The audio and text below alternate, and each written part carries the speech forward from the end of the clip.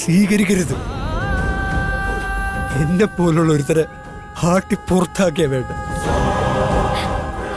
കഴിഞ്ഞ കുറച്ച് മാസങ്ങൾ കൊണ്ട് ഒരു കുടുംബം നടത്തുന്നതിൽ എന്തുമാത്രം ബുദ്ധിമുട്ടുണ്ടെന്ന് ഞാൻ മനസ്സിലാക്കി.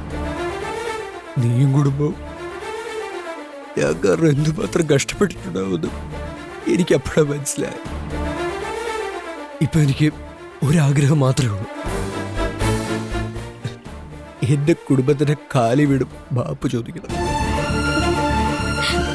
മരിക്കുന്നതിന് മുമ്പ് അവരെന്നോട് ക്ഷമിച്ചാൽ മാത്രം മതി.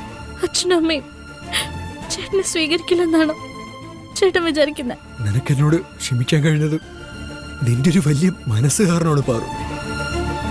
കഴിഞ്ഞ ജന്മത്തിലും ഞാനെന്തെങ്കിലും വലിയ പുണ്യം ചെയ്തിട്ടുണ്ടാവും.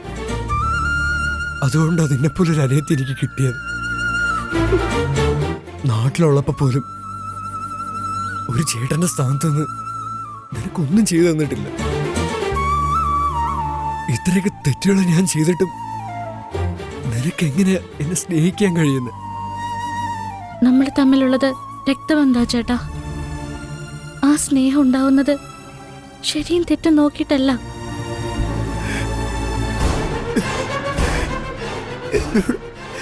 എന്നോട് ക്ഷമിക്കുമാറും. എന്താ ചേട്ടാ ഇത്?